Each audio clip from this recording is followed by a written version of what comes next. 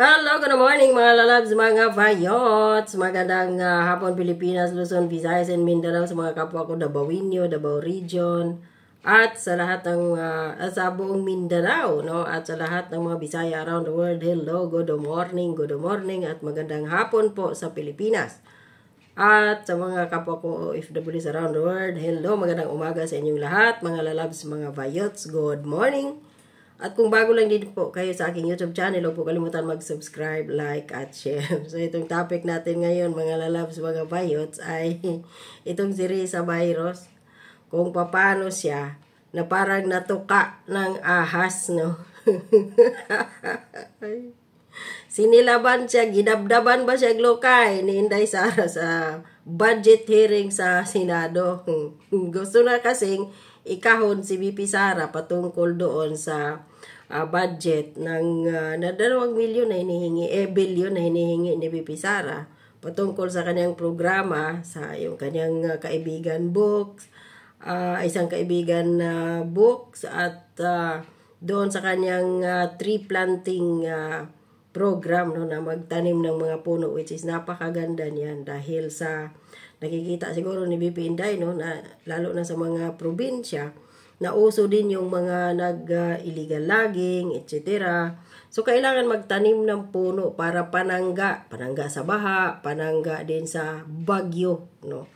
So yun, magandang programa ni VP Sara na ngayon kino-question ni Risa Hontiveros na ayaw pa niyang bigyan si VP Sara. Samantalang pabor itong putang inang babaeng ito na si Risa Hontiveros, walang imik pagdating doon sa 1.4 billion a day ng flood control ng putang inang presidenteng Bongbong Marcos. Yung 2 billion ni VP Sara for the whole year, 1.5 day lang ng flood control ng putang inang administrasyon ni Bongbong Marcos. Kung pagpalagay na natin na 1.4 billion a day or 1.7 billion a day pa nga, sabi ni Senator Gatchalian. So, kinu-question niya dito, nais niyang ikahon si VP Sara, sabihin, yung libro mo, gagastos ng 10 million, tapos andoon yung pangalan mo, o ano to, early campaign. Ito yung nais niya ditong i-portrait Pero mas matalino si VP Sara kay Risa Hontiveros, kaya instead na sagutin ni VP Sara ang kanyang question na pagkabilis-bilis naman yan, ang dali lang sagutin ng tanong ni Risa Hontiveros, kahit grade 1, kahit kinder, kaya. Pero hindi siya talaga sinagot ni VP Sara dahil inunahan na in advance ni VP Sara kung saan tutungo ang pagtatanong ni Risa Hontiveros. Hindi siya nakapurma. About the book, isang kaibigan at ilang kopya nito ang bibilihin ng gobyerno sa halagang 10 milyong piso at i-distribute sa kasama ng mga bags sa 1 million learners sa remote communities. Madam Chair. Madam Chair, this is an example of politicizing the budget hearing through the questions of a senator. Ang problema niya kasi, nakalagay yung pangalan ko doon sa libro.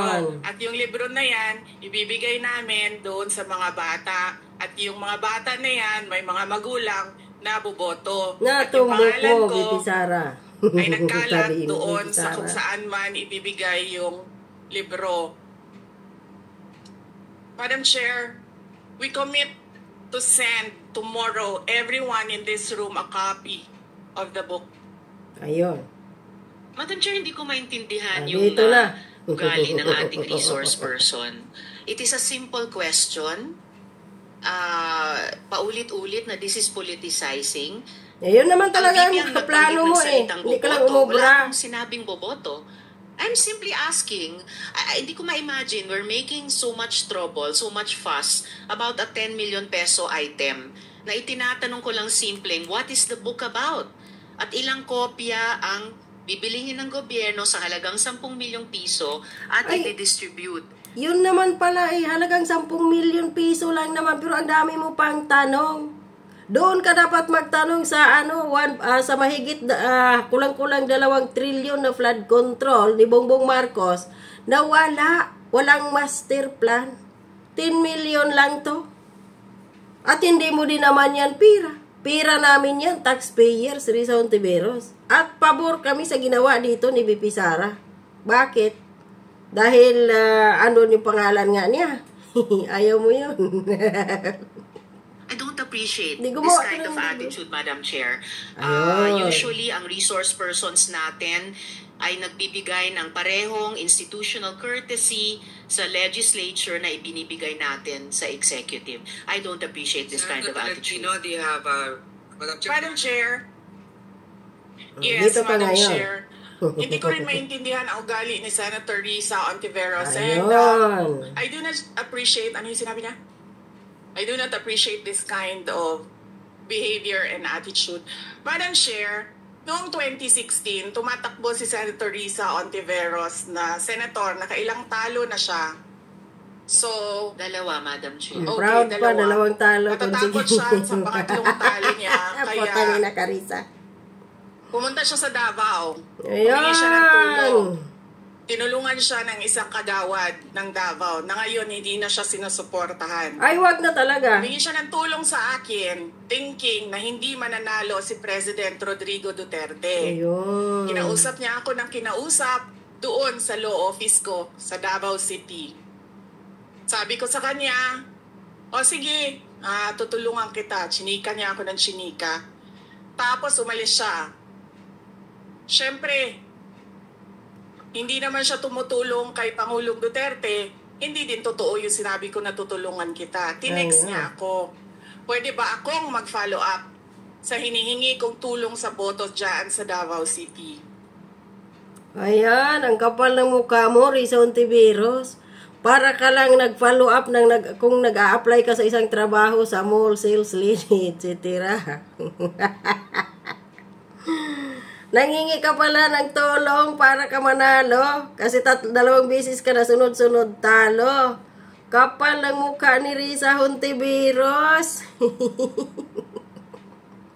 So sabi ko sa kanya, okay, sige. So, tinawagan ko at sinabihan ko at pinakiusapan ko ng pinakiusapan si former Congressman Milen Garcia. Sabi ko sa kanya, Kong, tulungan mo ito. Bigyan mo na lang ng ilang barangay mo at ilang mga leaders mo. Ayaw pa siya tulungan ni Ayun. former Congressman Milen Garcia. Tama lang yun. Pinakiusapan ko ulit, Kong, please tulungan mo na lang. So, Nanalo na napilitan. siya, at nung nanalo siya, anong ginawa niya? Siya ang pinakaunang umatake kay President Rodrigo Duterte. Anong tawag sa ugaling ganito? Ayun. With due respect to our resource Ayun.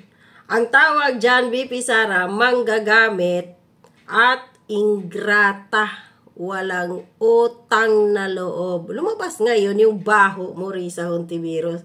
Nakakadiri ka, madam. Sino pa yung tao na tumulong sa iyo para ka manalo at nagiging senador ka? Ang lakas ng loob mo, mag-question kay VP Sara sa kanyang mga tawag dito, pundo, ikaw nga Kung kasi iniisip, nais ipalabas kasi ni Risa Hontiveros dito, na maglulustay si VP Sara ng pundo ng kaban ng bayan dahil sa kanyang libro. Yun. Samantalang si Risa Hontiveros noon, andoon sa billboard ang kanyang pagmumukha. Nung ginagamit pa niya at nilulustay din ni Risa Hontiveros na hanggang ngayon hindi niya mapaliwanag kung saan ang mga billions of pesos na pira ng mga contributor, ng mga members ng PhilHealth, kung saan niya yun dinala. May mga tarpaulin din siya dati, may mga bus, may mga malaki pa nga siya, di bang yung pakulo nila doon sa West Philippines na kaya nagsagupaan doon yung Chinese at Philippine Coast Guard na umabot pa sa punto na natanggalan pa ng isang daliri yung hindi yung Coast Guard, Navy ng Pilipinas. Dahil dyan sa pagpunta-punta ng grupo ni Risa Hontiveros na atin ito. O patakbo-takbo sila doon ng mga ng mga sasakyan. Sino yung ending, sino yung apektado? Mga mangingisda diyan sa Zambales. Hindi na makapasok sa Baho de Masinloc dahil nga sa mga ginawang na doon, pagpapaipal sa dagat. Bakit hindi na lang sila tumalon doon, no, sa gitna ng karagatan na yon? At doon na sila manirahan. So, alam na natin ngayon, nahuhubaran na. Kaya wake up call po ito sa lahat, BP Sara, sa lahat dyan na wag basta-basta magtitiwala. Lalo na ngayon dyan na tatakbo. May mga maraming re-electionist next year sa pagkasenador. Alam nyo ba na kahit pa nagkagulo dyan, aprobado ang budget ni BP Sara dahil takot yung ibang mga senador dyan. Marami dyan, halos lahat ng mga senador dyan sa Pilipinas ngayon na nakaupo sa Senado, pumupunta po yan sa Davao sa mga Duterte at kay Pastor Quiboloy na nanghihingi ng tulong, nanghihingi ng kanilang suporta, boto sa Davao. Tapos ngayon, anong ginawa ng administrasyon ni Bongbong Marcos na tinulungan din ni Pastor Quiboloy? Binaboy si Quiboloy ang kanyang miyembro, ang kanyang KOJC. No, kanyang mga miyembro na bumoto kay Bongbong Marcos. Binaboy po sila at nais pang agawin ni Bongbong Marcos ang KOJC. Ganon kawalang hiya si Bongbong Marcos at ang kanyang pamilya na tinulungan ni BP Sara, tinulungan ni Pastor Quiboloy, pero yung ending, tinraidor si Quiboloy, si Pastor Quiboloy at ang Kingdom of Jesus Christ at ang Duterte. Lalo na, pagpalagay natin si Tatay Digong dahil hindi ayaw naman talaga niya kay Bongbong Marcos dahil bangag, adik. Kaya si BP Sara na tumulong. May pamano-mano pa si Irene Marcos Aranita kay BP Sara para lang suportahan, para lang makipagtandem si BP Sara kay Bongbong Marcos para magiging presidente itong ating binoto na bangag, singhotero, walang kwenta at balasubas na presidente. Ayun, under the panty pa ng kanyang kupalakang asawa. O dito mo makikita. Kaya Risa Hontiveros, shame on you. Ay, kapal ng mukha mo. Ayun, kung sino pa yung tumulong sa'yo para magiging senador ka, yung pag tinitira-tira mo, wala kang utang na loob, potang ina mo.